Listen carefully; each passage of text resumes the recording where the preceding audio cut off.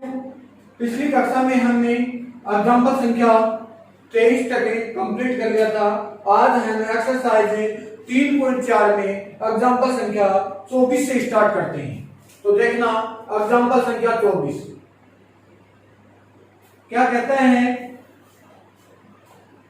2 cos square x plus 3 sin x बराबर क्या होगा 0 का हल ज्ञात करना है। ध्यान देना यहाँ पे आपको, ये साइन दे रखा है, ये cos दे रखा है। सर्वसमी का नंबर 1 क्या होती है, sine square x plus cos square x बराबर 1 होता है। यहां से आप cos स्क्वायर एक्स का मान निकालोगे तो हो जाएगा 1 माइनस साइन स्क्वायर एक्स। तो 2 का तो 2 लगा देता हूं, cos स्क्वायर एक्स की जगह आपने लिखा 1 minus sine square x plus 3 sine x और बराबर क्या हो गया 0। 2 को अंदर गुणा किया 2 minus 2 sine square x plus 3 sine x बराबर क्या हो गया 0। चलो इसको मैं थोड़ा सा क्रम से लिखता हूं, minus 2 sine x sine square x plus 3 sine x plus का 2 बराबर 0।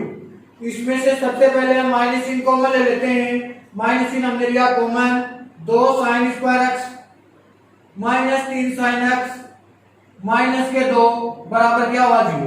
ये माइनस इन इधर जाकर के क्या हो जाएगा 0 हो जाएगा।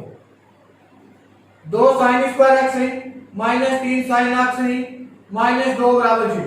अब देखना कक्षा 10 में भी आपने क्या गुणनखंड विधि पढ़ी थी। गुणनखंड कब करने होते हैं, अगर आपके पास में 2 पावर हो, 1 पावर हो और अचर पद हो। तो देखो 2 पावर है साइन का 1 पावर है और अचर पद है, इसका मतलब द्विघाती समीकरण का सूत्र लगा सकते हो आप, या इसके गुणनखंड कर सकते हो। तो आप गुणनखंड करोगे तो हमारा नियम क्या कहता है, सबसे पहले दोनों बाहर वाली संख्याओं को गुणा करना, मतलब -4 साइन स्क्वायर एक्स हो जाएगा। गुणा करने पर तो -4 साइन स्क्वायर एक्स आना चाहिए और जोड़ने या घटाने पर 3 साइन एक्स आना चाहिए। तो क्या होगा,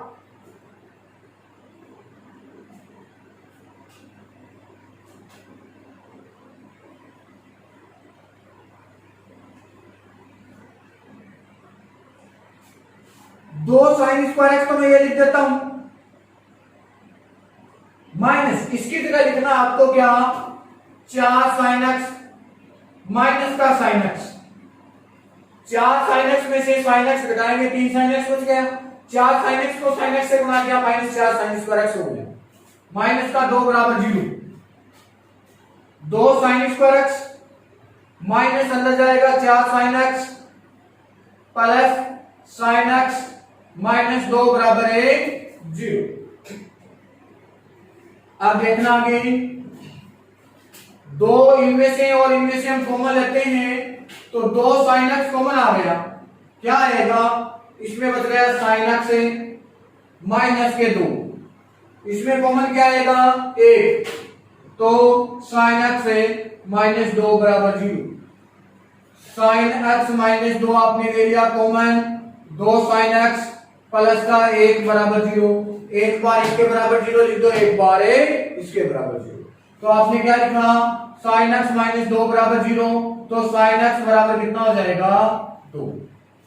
तो याद रखो साइन के अंदर 2 मान होता ही नहीं है, क्योंकि जो साइन का मान होता है वो 0 से 1 के बीच में ही होता है। 0 और 1 के बीच में होता है, चाहे वो प्लस का है चाहे वो माइनस का है। इसका मतलब ये तो क्या हो गया असंभव। तो x साइन x बराबर 2 क्या है असंभव।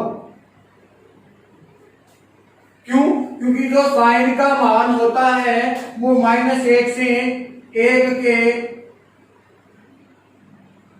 के बराबर या उनके मध्य होता है, इनके मध्य होता है। यहां तक की बात ठीक हुई। अब देखना 2 साइन एक्स प्लस 1 बराबर आपने 0 लिखा, 2 साइन एक्स बराबर क्या हो गया माइनस का 1 अब आपको साइन के अंदर साइन एक्स बराबर आप क्या लिखोगे -1/2। मैं इधर वाला एक बार मिटा देता हूं।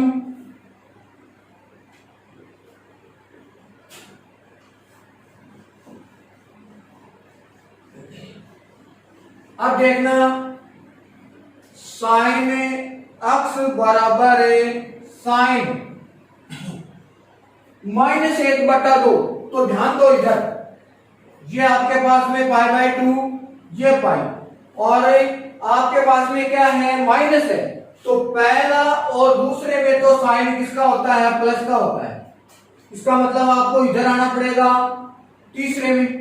तो तीसरे में साइन किसका होता है माइनस का। तो आपने लिखा साइन पाई प्लस 1/2। साइन में 1/2 मान होता है कितने किसका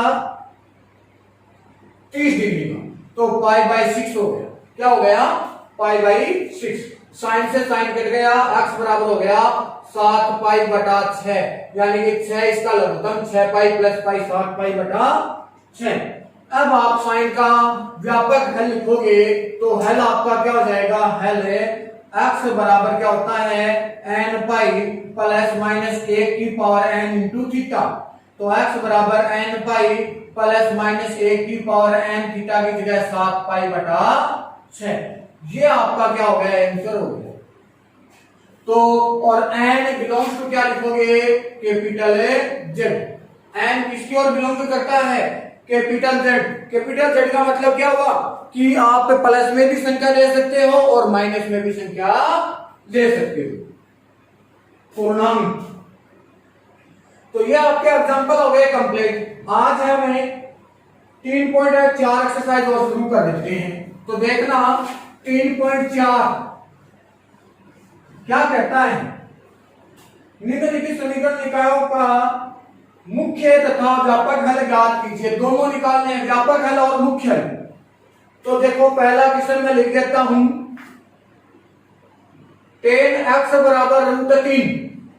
10x बराबर है √3। तो 10x बराबर है 10 की टेबल देखना है, इसमें √3 देखना है, किसका मान होता है 10π/3 का होता है। 10 से 10 कट गया तो x का मान आ गया π/3। तो अब आपके पास में इसका व्यापक हल होता क्या है 10 का n π + थीटा। तो x बराबर क्या होगा n π + थीटा। तो x बराबर हो गया n π + थीटा की जगह π/3। यहां तक ठीक हो गया। ये तो हो गया आपका क्या व्यापक हल। कौन सा हुआ व्यापक। अब मुख्य हल निकालेंगे। मुख्य हल n बराबर क्या लेना मुख्य हल के लिए मैंने आपको एग्जांपल करवाया, उसमें बताया था कि व्यापक हल में n की जगह है 0 और 1 रखने से आपके पास में मुख्य हल आ जाते हैं। तो सबसे पहले आपने n बराबर 0 और 1 लेना है। तो n बराबर आपने लिया 0, तो x बराबर क्या हो जाएगा 0 + π/3। तो 1 तो मुख्य हल आ गया π/3। अब n बराबर आपको कितना लेना है 1। तो क्या होगा x बराबर 1 गुणा पाई प्लस π/3। तो x बराबर हो गया 3 लघुत्तम है 3π + पाई, x बराबर हो गया 4π/3। तो इसके मुख्य हल क्या हो गए मुख्य हल π/3 और 4π/3। ये आपके क्या हो गए मुख्य हल हो गए। तो 3.4 एक्सरसाइज में हमने पहला क्वेश्चन कंप्लीट कर लिया। अब हमें क्वेश्चन संख्या 2 स्टार्ट करते हैं।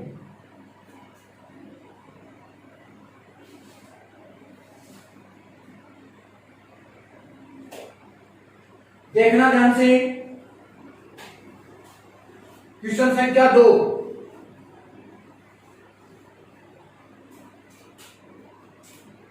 सेक x बराबर है 2। अगर ध्यान आपको क्या रखना है, मैंने सेक x का व्यापक हल नहीं लिखवाया। क्यों नहीं लिखवाया कि जो कोस x का व्यापक हल होता है वही सेक x का होता है। क्यों, क्योंकि सेक x का बराबर क्या होता है 1/cos x होता है। इसलिए जो कोस का होगा वही सेक का होगा। तो आप इसको कोस में चेंज कर लो, कोस x बराबर इसका क्या हो जाएगा 1/2, ये लीजिए। तो कोस का व्यापक हल लिख लेंगे। ठीक हो गई बात। ध्यान दो, कोस के अंदर 1/2 मान किसका होता है, कोस π/3 का होता है। किसका होता है, π/3, कोस 60 डिग्री का। ये लेकर के x बराबर हो गया π/3। तो व्यापक हल इसका क्या होगा, व्यापक हल क्या होता है, x बराबर 2n pi plus minus theta. Theta की जगह आपके पास में क्या हुआ, 2n पाई प्लस माइनस π/3। ठीक हो गया। अब आपको क्या करना है, n की जगह है 0 लेना है और क्या लेना है, 1 ले लेना है। n की जगह क्या लेना है, 0 और 1। चलो मुख्य हल के लिए n बराबर सबसे पहले मैं ले लेता हूं 0, तो x बराबर क्या हो जाएगा, यहां पे 0 रखा, 0 प्लस माइनस π/3, तो आपका x बराबर क्या आ गया, π/3 हो गया एक बार। अब n की जगह आप क्या लोगे, 1, तो देखो x बराबर प्लस का ले रहा हूं π/3, 2 पाई प्लस π/3, तो x बराबर क्या हुआ, 3 लघुत्तम आ गया, 6 पाई प्लस पाई, x बराबर 7 π/3।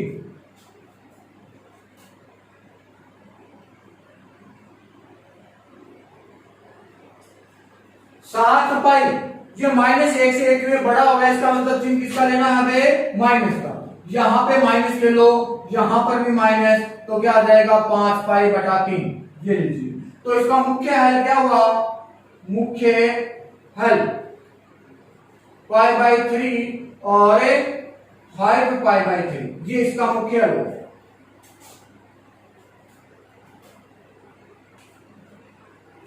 अब हम देखते हैं क्वेश्चन संख्या 3।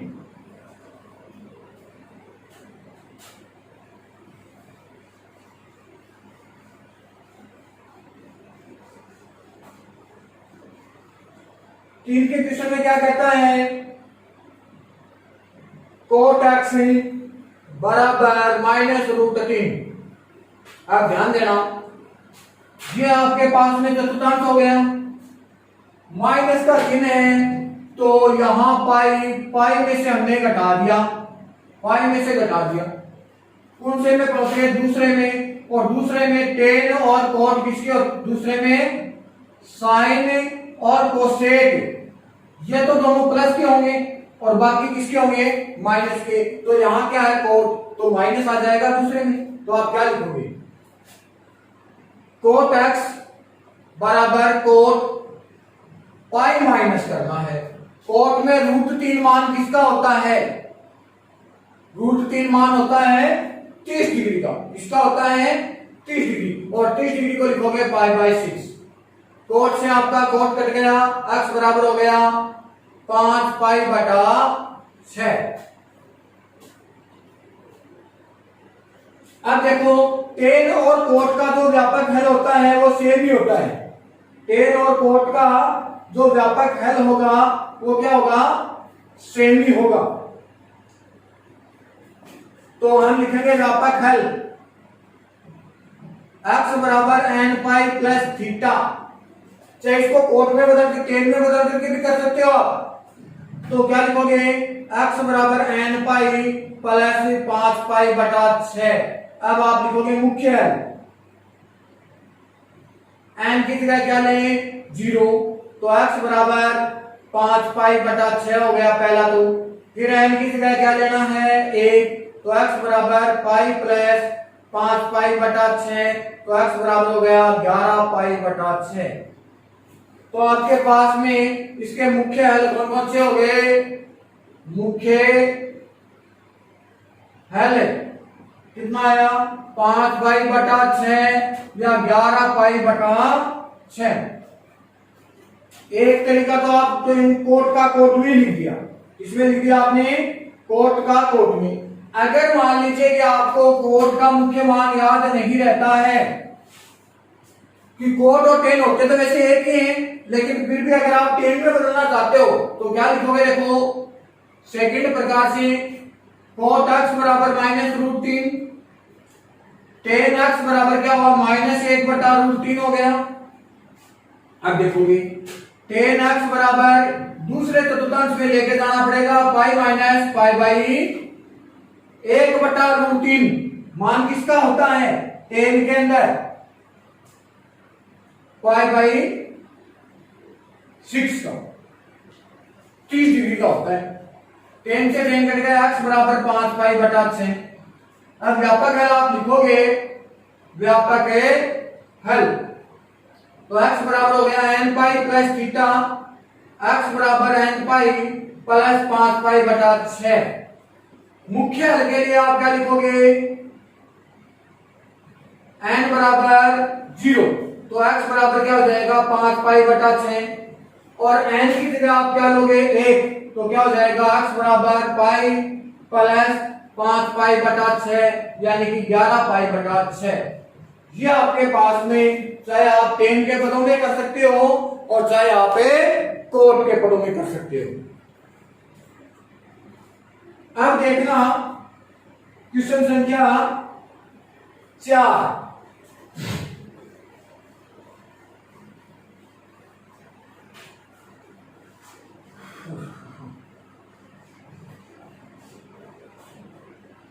चार के क्वेश्चन में क्या कहता है,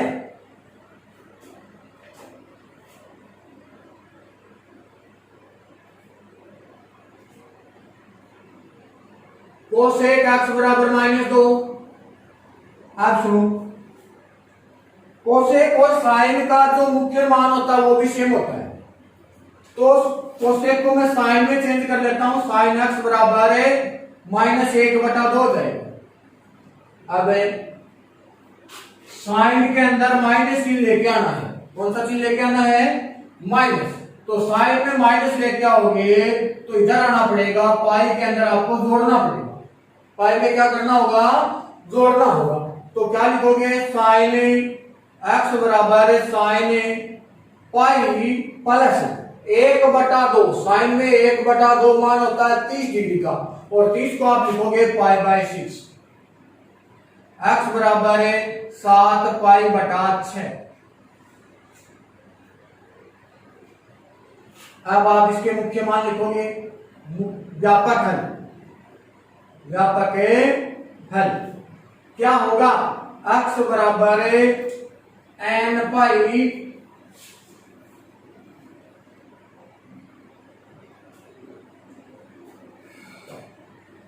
x बराबर n पाई प्लस -1 की पावर n इंटू थीटा। ध्यान दो, x बराबर n पाई प्लस -1 की पावर n, थीटा की जगह 7 पाई बटा 6। मुख्य हल के लिए आप क्या लिखोगे भाई, मुख्य हल n बराबर सबसे पहले क्या लेना होगा 0, तो x बराबर यहां 0 लिया, ये का ये आ जाएगा 7 पाई बटा 6, फिर n की जगह आप लोगे कितना 1, तो x बराबर क्या आएगा, देखो पाई लिखा, -1 की पावर n का मतलब -7 पाई बटा 6, तो x बराबर हो गया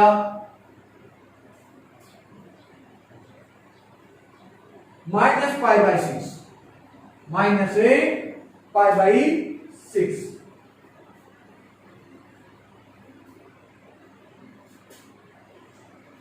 -1 की पावर n, और n बराबर अगर आप 2 और लेना चाहते हो तो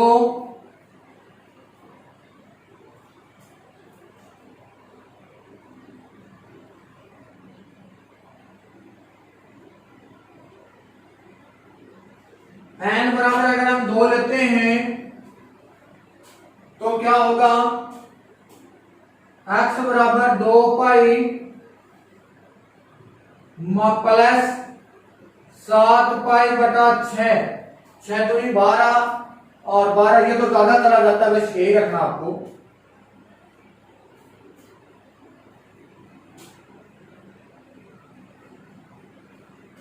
-पाई बाई 6, तो ये इसके आपके पास में क्या हो गए, मुख्य हल हो गए। तो क्वेश्चन संख्या आपके पास में 4 तक तो कंप्लीट हो गए। अब एक क्वेश्चन और मैं आपको करवा देता हूं, क्वेश्चन संख्या 5। देखना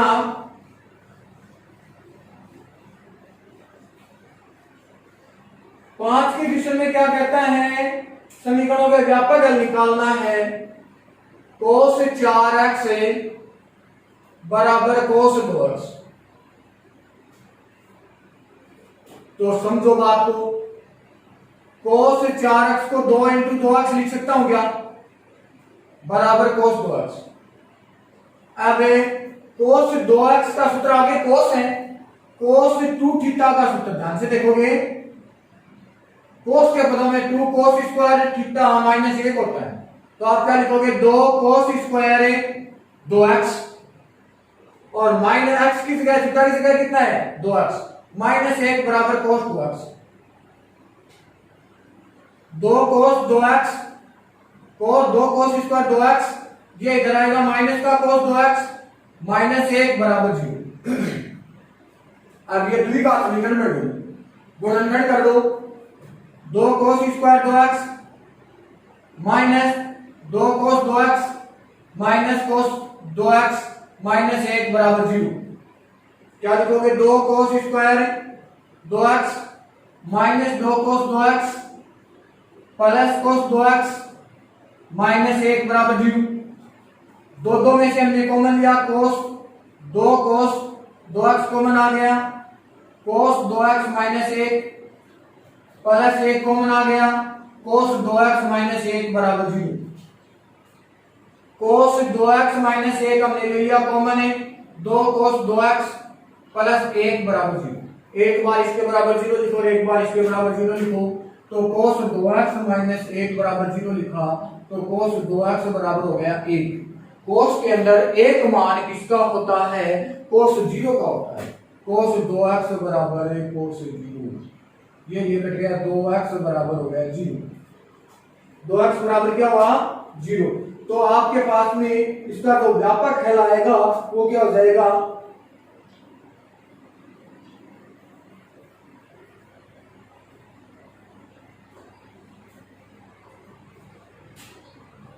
x बराबर 2n pi plus minus theta. तो आपके पास में 2x बराबर 2n pi plus minus theta की जगह 0। तो x बराबर 2 इधर भाग में आ जाएगा n पाई, तो इसका ये पहले का आंसर हो जाएगा। दूसरा देखो, एक बार 2 cos 2x प्लस 1 के बराबर 0 लिखोगे, तो 2 cos 2x बराबर माइनस 1, cos 2x बराबर माइनस 1 बटा 2, cos 2x बराबर है, cos के अंदर 1 बटा 2 माइनस का, तो माइनस का है cos, कौन से में जाना पड़ेगा, तीसरे में जाना पड़ेगा, पाई प्लस करो और 1 बटा 2 मान होता है किसका, cos में 30 डिग्री का, मतलब 60 डिग्री का, पाई बाई 3 का। किसका होता है, पाई बटा 3 का। आगे देखना, cos से cos कट गया, 2x बराबर 4 पाई बटा 3। मुख्य मान लिखो, क्या होगा, x बराबर 2n pi plus minus theta, तो 2x बराबर 2n pi plus minus theta की जगह 4 पाई बटा 3, 2 भाग में आ जाएगा, x बराबर n पाई प्लस माइनस 2 पाई बटा, ये लीजिए आपके पास में। तो आज हमने क्वेश्चन संख्या 5 तक कंप्लीट कर लिया। कल हमें क्वेश्चन संख्या 6 से स्टार्ट करेंगे। आज के लिए काफी है। Thank you.